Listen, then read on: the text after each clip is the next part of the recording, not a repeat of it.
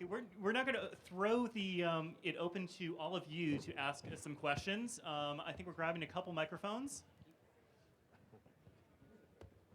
So anyone, raise a hand, and we will hand you a microphone. Right here in the front. Sure. Hi, I was wondering for any or all of you, but especially the students, if you're familiar with the college phenomenon that's recently been sweeping the world of Muggle Quidditch. Because I'm here with a portion of the NYU Quidditch team. And back here, around here. And we were wondering what position you would play. I think the question we have to ask you back is, because I've been very interested about this, is how on earth is it played? And yeah, we're interested in that because obviously there's the removal of flying, and I was wondering, is it actually quite a... I'm sorry, I'm turning the Q&A around on you, but is it quite violent? Because Quidditch is quite a violent game.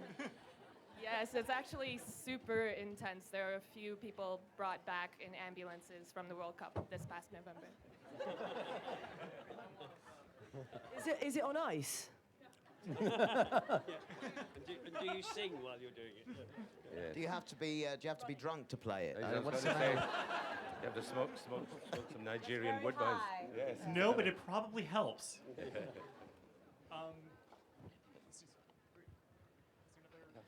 Sure. This is, well, I love Willow Warwick. I love you, Ivana, and all of you. This is for the Davids. Being the success that Potter has been as producers, I'm sure there have been times where you have had to turn down something, and the flip side, times that have given you an opportunity to produce something or be involved in a project that you might not have been involved in. Can you think of an example of both cases? I mean, most certainly in terms of not doing anything, really, that's been more.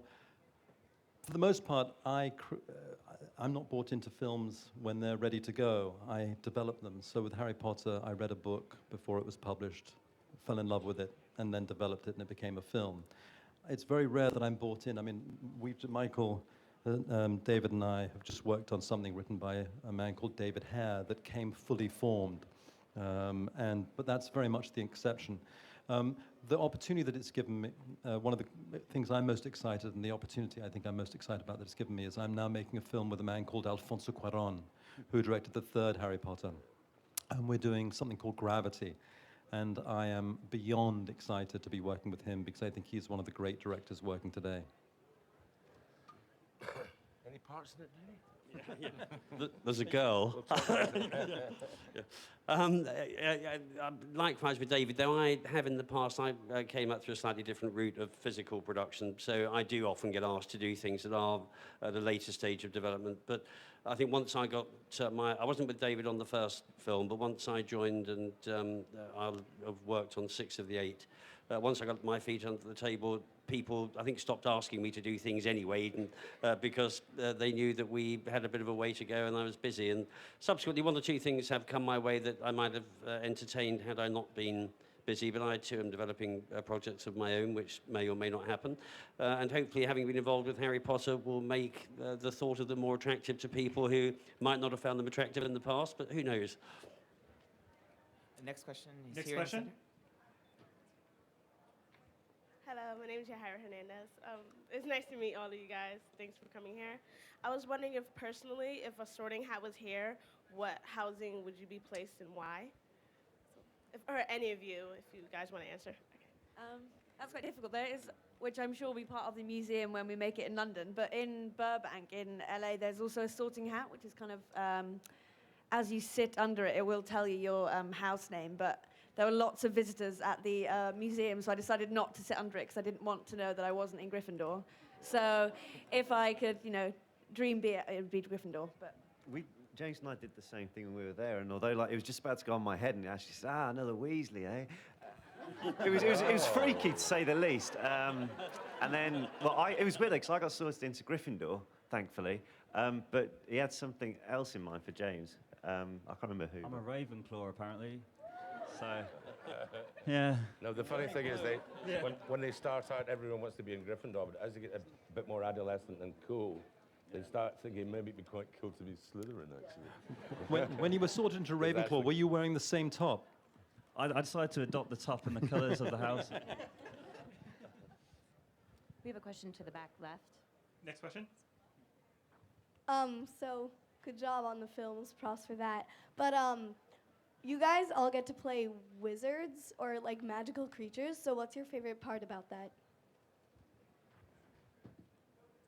I think it's a great thrill to have your wand.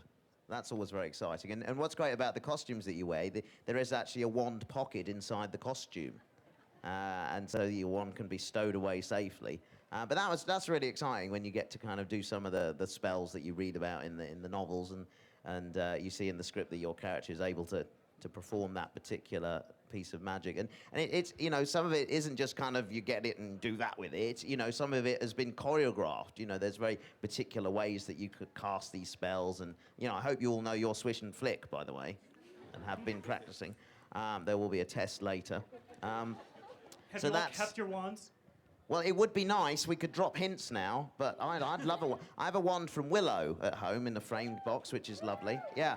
It would be lovely to have a Harry Potter wand, David's, to go underneath that. Would be really nice. They're quite expensive. Are they? Okay. Actually, the thing about the wands is when we started making the wands, Joe came, we'd done these quite elaborate wands, and then Joe came to visit the set. And it was the only thing that she walked around, and she loved everything that we had been doing. You know, Diagon Alley, the Great Hall, the Gryffindor Common Room. She absolutely loved it. But the one thing she had a comment on was the wands, which she said were more ornate than she had imagined. So we went back, and all the wands were made much more simple. That's why. I thought you were just getting cheap on us later on. Well, I've been found out. No, but also everybody here has their own wand, and each wand is different. And one of the things I love about Stuart Craig and the team, and it's sort of what you were talking about before, is that there's so much that you don't see that is made on the set. So much, for example, in the Gryffindor Common Room, there are class schedules, there's the clubs, there's notices on the notice board. There's so much detail that we can't see on the screen, but really helps make the world feel more organic and more real for the cast. And the wands and the individual nature of each wand makes it more personal. And I really think that in a very concrete way, it's really affected the way the stories have come out and the way that they're told, because it's, as you're saying, it's for all the green screen, for all that stuff, there is something very real that is there and that is very magical. I like picking my wand because I had 3 wands, and it was a bit like, you know, like when you start Hogwarts. I was like, oh, which one feels right? That was really fun. I also like the fact that some kids believe you're actually a witch in real life. You know, they come behind their mum and they're like, go on, she wants you to sign it, so I sign it for them. And I'm like, if you don't do your homework, you're going to turn into a frog. You won't get into Hogwarts. And the mum's like, yeah. So I quite like that bit. Next question. Here in the center. Hi, my name is Grace Mosley, and I'm the film's #1 fan. I wanted to know if you could portray another character in the Harry Potter films, which one would you want to be? George, maybe? For me. He just had to, didn't he?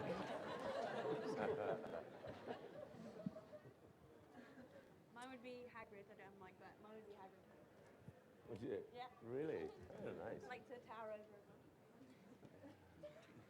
For me, I think it'd be Professor Snape. I'd like to do that, definitely. Yeah. That'd be good. Bellatrix. I'd like Bellatrix. Yes. I'd be Luna Lovegood. I don't know why, but I think I could do something with that. I think the wig would suit you. I'd be Bellatrix as well, I think. She's really cool. Yeah. Totally the opposite of Luna as well. It'll be an interesting question for the Davids. If you guys could have been in the films, what would you have liked to have played, perhaps? I don't know. I'm a very shy and retiring person, and I would get very embarrassed, I think. I've never been good at trying to perform in front of the cameras. So I guess someone like Bellatrix, actually, you can just go for it and give it your all, and if I guess maybe I could cover up a lack of quality with an injection of enthusiasm with a wild performance. I think either one of the weird sisters or or Lupin. I think, Lupin is that uncle, that teacher that you always wished you'd had, and I'd love to, maybe that's more to be him than to play him. To have that, I wish I had those qualities. I'd like to have played Harry Potter. That's all I can say. Or remember if there's a remake. Next question is over here to the right. The question's for the Weasley brothers. How is it like with all the fireworks and on your, like, just being like the coolest guys out there? Thank you very much. Just being like the craziest guys out there. How is it like that? It was really cool to be able to. We were totally separate from that whole sequence, really. Like we did our bit a couple of weeks after they filmed the whole bit in the Great Hall and everything with the fireworks. But it was really cool though, like being able to with the fireworks sequence. Actually, with the fireworks that were left over, they put a big firework display on outside on Bonfire Night back in England, which is cool. But it was a really cool sequence to be part of. I think what I enjoyed so much about playing Fred and obviously Oliver playing George is that we're allowed to joke around on set, whereas all the other guys have got to stay in character, and obviously we're acting at that point. But I think it's the fact that like we can't, like we're able just to go for it and just have a real good time and have a joke, which is I think we just have so much fun playing them. Yeah, certainly.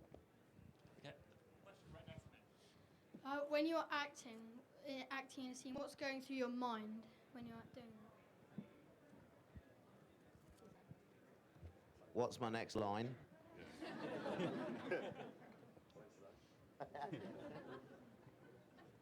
Do I look good in my costume? Does this wig look real? Hope my beard doesn't fall off. My moustache used to move sometimes. You could put it back on again. Just about, am I being good? That's all. Main thing, in the back of your head, isn't it? And remembering your lines. One more question out there. There's someone here who's been desperate to ask a question. Let's get to the front. Let's see if we can. Here we go. Hang on.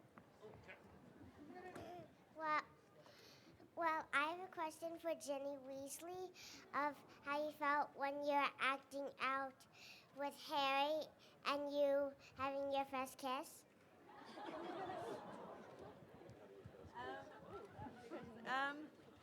Yeah, it was quite nerve-wracking because obviously known each other for such a long time. But it did kind of, I think when you're friends with someone, it kind of helps that whole new romantic element to the two characters. And we managed to have a laugh doing it. And but it's quite surreal. And I think the weirdest thing is actually sitting with other people watching it or other people seeing it. But no, I've really, really enjoyed the character of Ginny. She obviously started as a shy younger sister of all the brothers, and she actually turns into a very kind of outgoing and sort of quite fearless girl, and I kind of admire that in her.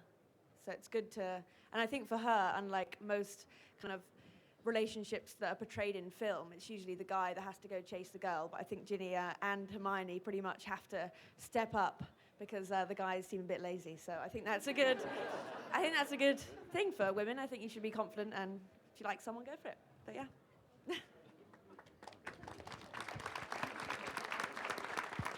So I just want to remind everyone that Harry Potter and the Deathly Hallows Part 1 will be on DVD and available for download on iTunes starting April 15th. I want to thank Freddie, Ivana, Fred, Oliver, Bonnie, Natalia, David, Helen, Warwick, Robbie, David, and Michael for being here today. Thank you for having us.